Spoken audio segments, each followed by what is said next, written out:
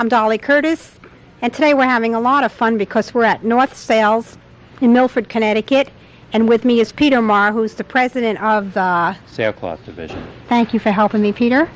And this is a very exciting place, as you're going to see in the next 30 minutes. And right now, Peter is telling me that the sails for the America Cup are being sewn and prepared. Well, we're making sails for America Cubed, which is one of the two American efforts to defend the America's Cup. Our company is also making sails for the Italians, the New Zealanders, the Spanish, and the French, and the Australians. So I knew there was somebody missing. So even all the competitors have their sails made each here. One of these groups has made, their sails are made by our company, which is in that country. So, for example, the Australian sails are made in Australia for the America's Cup efforts of the Australians. How many sails are on a ship of that nature that's going to take part in the America Cup? I think for a major effort like the America's Cup, they'll end up with hundreds of sails in each group. This sail, for example, is their number 2 sail and has the number 14. I guess that means it's the 14th sail of that group, and there's 4 or 5 of those types of sails. There's mainsails, there's Genoas, there's spinnakers. So there's quite a number of sails. And they change them as the weather conditions. As the weather changes and as the angle with the wind that they're trying to sail. So a lot of important skippers must come here and sit down with you people and tell you, because their own needs must be very specific. We work very closely with our customers to come up with what they want. Italian, Austrian, they speak all these different languages. Do you have interpreters too, or how do you do that? Well, we have guys who are Italians that work for our company in Italy that work with the Italian syndicate. And fortunately, they speak English, so I don't have to speak all those languages. Tell me a little bit about North Sales, though. I had no idea that. I always thought of it as the Connecticut sailing industry. I never knew that it was all over the world.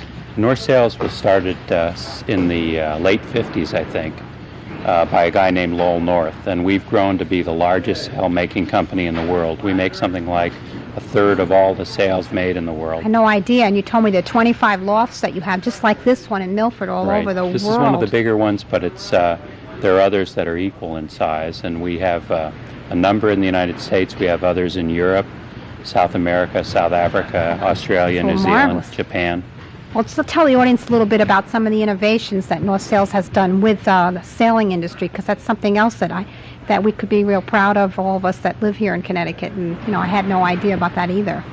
North Sales has tried real hard to bring the modern technologies that are available to the sailmaking industry to use. And one of the big things that we've done has been in computers.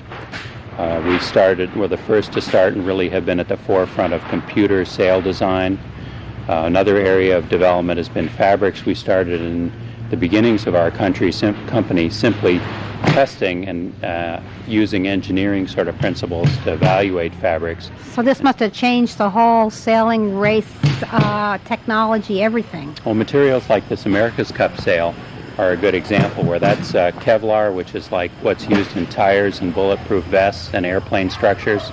Very low stretch fabrics that are engineered for sails, laminated with a mylar film, which is a plastic, to provide the low stretch that you get you need from sailcloth to hold the shape of the sail. Low stretch. Low stretch is the most important property of sailcloth, because that's what makes the shape that we design into it stay there as the wind changes. About 5, 6, 7 years ago, I remember seeing that the sailing fabrics were changing dramatically. And being a person who's interested in fabric, I was overwhelmed by the innovation of these laminates, these layers of fabrics. They're almost films that are put together with woven layers. And I was wondering if you could take a minute and go show us some of those new fabrics, because you can't talk about sails without talking about some of these wonderful new things that are happening with the sail fabric itself. I think the sail fabric innovation that's happened in the last few years has been perhaps the most important thing driving all these changes in the sailmaking industry. Which has probably been related into speeds that they're looking for and Speed and lightweight, ease of handling. The sails that we make today would vastly outperform the sails that were made 10 years ago. That's how fast it's changing. From woven fabric to these laminates in Right.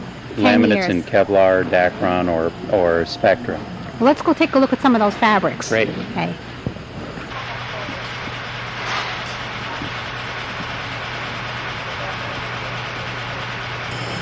Dolly, we have a selection of something like 100 or more different fabrics for choosing to make the particular sails we're going to make. And it ranges from materials like this, which are traditional tightly woven Dacron with a resinated finish.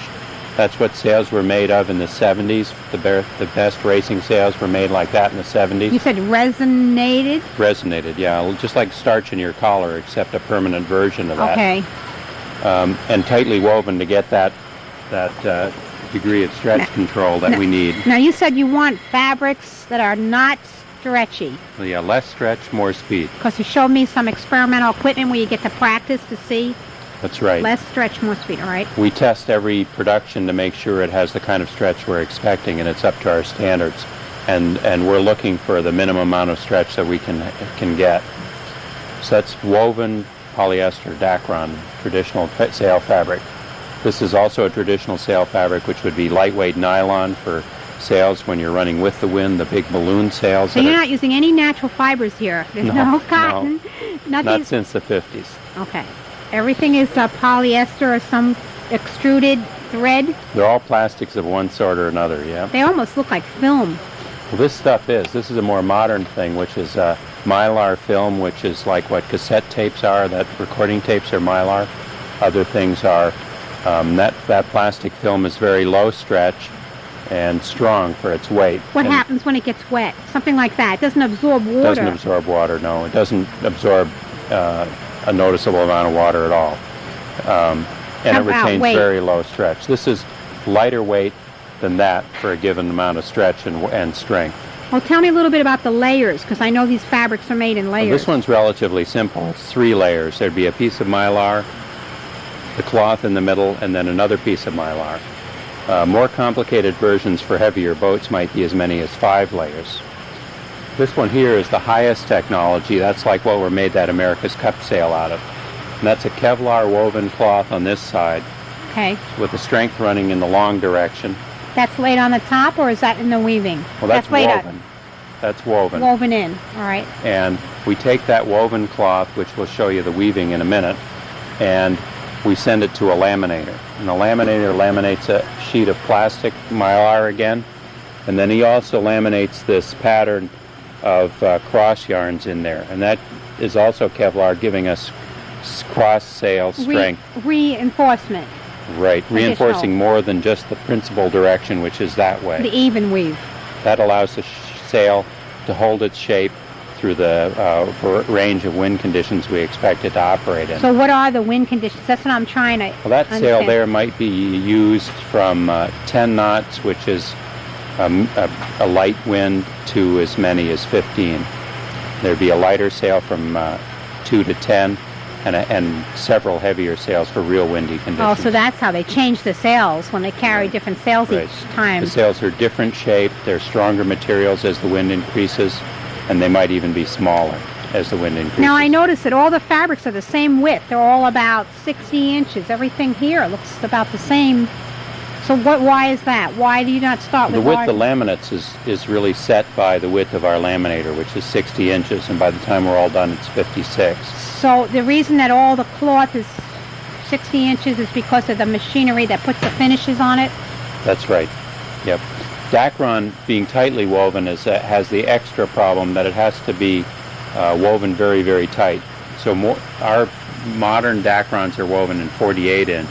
And wider than that, it's hard to get the tightness of weave that you need to hold the shape in the weave. Even with the big power equipment. Yeah.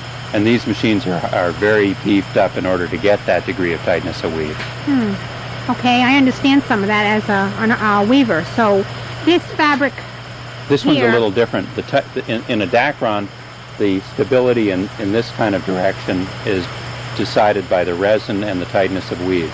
In this kind of fabric, it comes from the plastic, which we laminate on there, and also the cross yarns. So it's this woven fabric on this side doesn't have to be tightly woven. So are we saying, so that's less threads, that's less expense. So are we... More or less, not so much less expense because it's extremely expensive yarn. It's more that it allows us better ability to optimize the design of the weave to get optimum performance from the yarn. To get the optimum performance. How many layers did you say it was? This one's relatively simple. It's only 4. We have ones that are 5 and 6 layers. So you have cloth, woven cloth, layers of mylar, and then maybe layers of reinforced And then another layer of mylar. on the top, which gives it that stiffness That's right. that it sells. So canvas is long gone. Long gone. Long gone. Very, very interesting technology. Let's go look at the loom that works 24 hours a day here. Great. Good.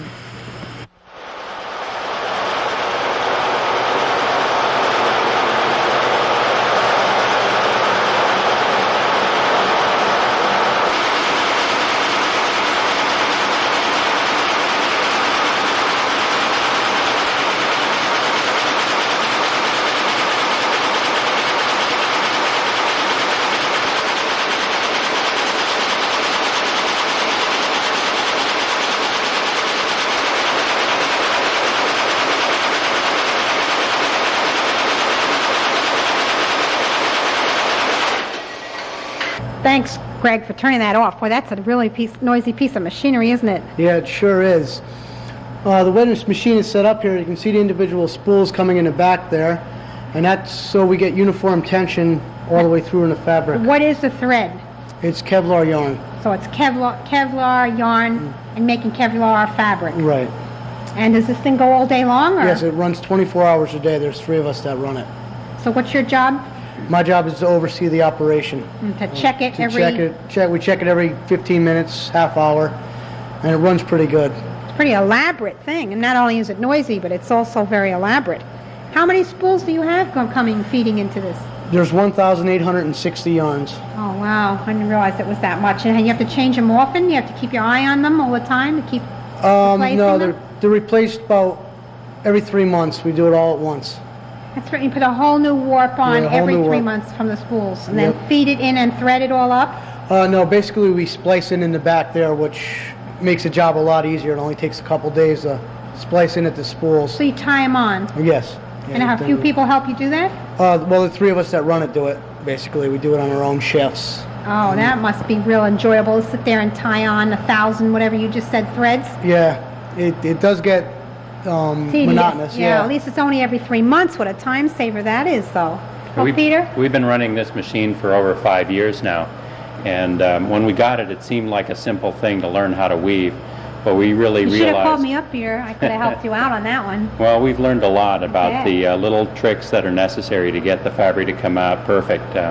But I think we've got it to the point now where we're weaving higher performance fabric than anything that anybody can make on a standard machine.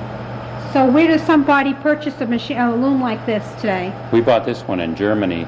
Fortunately, when the dollar was really strong and the machine was a lot cheaper then than it would be today. That was fortunate. Does it come with an instruction booklet, or do they send someone here to help you teach someone like Greg how to run it? We send Greg to a school, and Okay. they have people that'll come around and help us if we have a problem. But we've gotten to the point where we don't rely on them too much anymore. Well, it's the first time threading it up. That must have been really the fun experience. Of That whatever. took more than 2 days the I'm first time sure. around. I've had a little experience with things not this elaborate, and it takes a lot of time. This is the high point of the day for me. Thanks for bringing me in here. Thanks, Greg.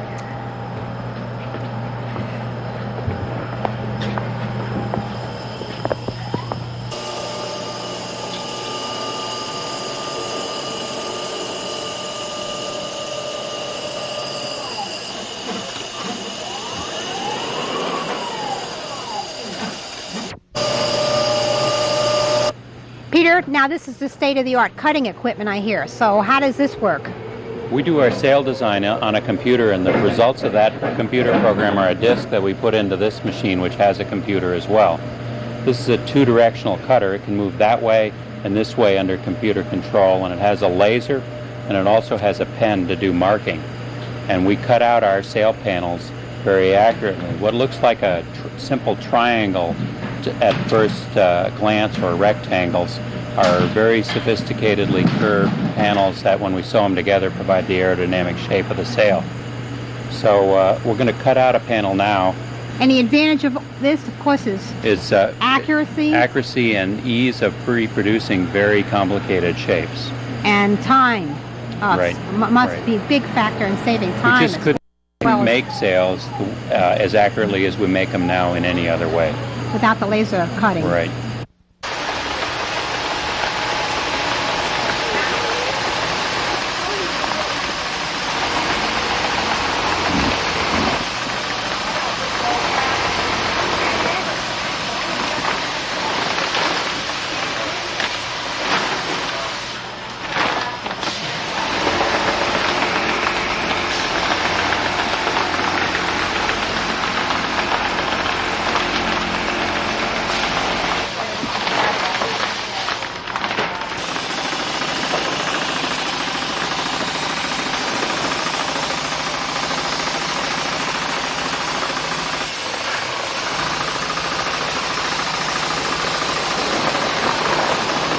Here with me is David Hirsch, who's the designer of the sails at North Sails. Hi, David. Hi, how are you? So you're the brain power behind the whole thing. Well, I'm one of the people that have been involved in America's Cup design work for quite a while. How long is quite a while? Just over 20 years. Oh, 20 years. Other people today told me they've been sewing or working here in some capacity for that many years. Yeah, we have a number of veterans here. It's a jewel of an industry, and not too many people are aware, probably, other than the sailing people. Well, this loft is quite well known worldwide in sailing. So what is it you do?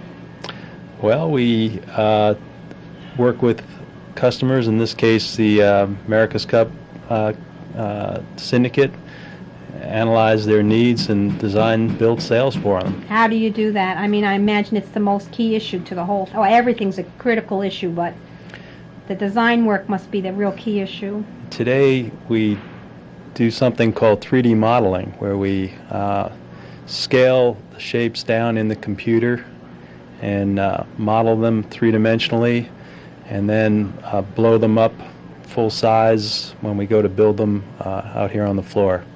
So not only is it the fabrics that are all innovative in the last 10 or 13 years, it's the whole computer process that's changed the whole sailing, race time. Yeah. With the development of personal computers, we've been able to take the computing power that has been developed and apply it to sailmaking. Someone told me this race gets won by 1 inch sometimes. It's 1 inch. We're talking about that much distance. You just, whoever crosses the line first wins, and it can be just as close as a 100-yard sprint. It's incredible to think that all this time and effort and money goes into something which can be determined by 1 inch. They also told me today that there's no parts on a sail that are ever alike, that all the different pieces that make up the sail are all different. Right, sails are complex curved surfaces, so that when you break it down into small pieces, each piece has a little different shape. It's like a three-dimensional jigsaw puzzle. So everything has to be very accurate in terms of designing it, and then also cutting it, which we've seen, the laser cut, and then the sewing of it. Yeah, to really gain control over the shape, you have to have very precise cutting and assembly. Well, can you show me how you do that? Sure. With your equipment? Sure. Around here. Okay, here we have the Genoa that we had out on the floor, represented three-dimensionally in the computer. Before we've actually divided it up into the sail panels, we're looking at just a global representation of the shape. I can rotate it around and look at it from different angles. Gives me a good idea of what the sail's going to look like on the boat.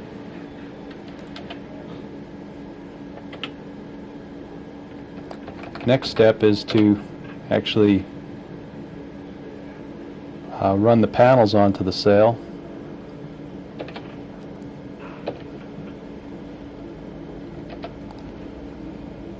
This program takes about half a minute to run completely, and each section is divided up into panels that we can then blow up full size and cut on the plotter, the laser cutter. Yes. So you make templates or something at first? No, this program will write the instructions to the XY plotter, exactly how to trace out these panels, each individual panel on the table. So there isn't any pattern made. It goes directly from this program to the XY plotter. So it's all on your discs then, all this information from your head to the computer to the disc. Right. Now, when you do, after this is all, process is all completed, where do you get to practice with these things? I mean, I imagine it's really hard to produce a wind tunnel or to simulate some of this actual sail use. So how is that done? Well, in this case, we ship the sails to California, where they're developing the boat and the rig and the sails for the America's Cup. Sails are made here in Connecticut, shipped out there, and tested. Now you get to go out there and enjoy, have some of that? Yes. It's a perk, huh? Well, I have to work with the people that are using the sails and understand what their needs are, and then I come back here and we continue the evolution with some more new sales. So does it take a year's time, a year or two, in terms of trying, changing? Yes. Yeah, this is be about a 1.5-year program to develop sales that'll ultimately be used. Now tell me a little bit about what happens out in California, where they send you these photographs when you're not there to show you, or when you are there to show you, so you can work with some of those visuals. Well, here's what it looks like when they're sail testing. They have 2 boats similarly rigged, and one boat stays constant, the other boat tries the new sail and tries to assess whether it's faster or slower than the last sail. So it's a control boat. I mean, one's a control, One's one a has control, the newer exactly. sail. Now, these are very similar to the sails that we saw out on the floor today that were made for the America's Cup. Right. That sail will be, in a day or two, be shipped out, and the next day it'll be out sailing off of San Diego. Oh, so quickly. You don't have time to waste right now. No. I imagine everything moves quickly. Well, how about some of these other photographs? Well, we do the same thing with the spinnakers. Each one is coded, has a secret code, keep the competitors from understanding what we're up Except you got all the to. competitors here, too. They're all having their sails made here, or many, so... Well, actually, we make sails only for America Cubed in Connecticut. Other North lofts around the world are building sails for the other syndicates. I see. So you don't step on each other's Right. feet. That makes less conflict of interest. And these spinnakers are built the same way that these Genoas are made, except they're fuller. Well, they're very beautiful. I mean, aesthetically, the design is just wonderful. But I know you're dealing with a lot more than aesthetics. You're dealing with speed and weather. Well, the characteristics vary from sail to sail, very much like different wing sections on an airplane. And depending on what type of characteristics we're looking for those particular conditions. Well, 20 years of experience, David. You've been doing this a while, so you must have a good idea. And as things change and you keep rethinking it and retrying and flying to California, you must have given this a lot of thought. You have a very, very large specialization here within your own skills. It's impressive, especially coming from a liberal arts background that people say you can never get employed, which is interesting. Well, we'll take a look at these pictures. So these are all different sails that are going, like for instance, this is the Australian. Actually, that's the Japanese boat. That was taken during the World Championship. There's a French boat behind it. And this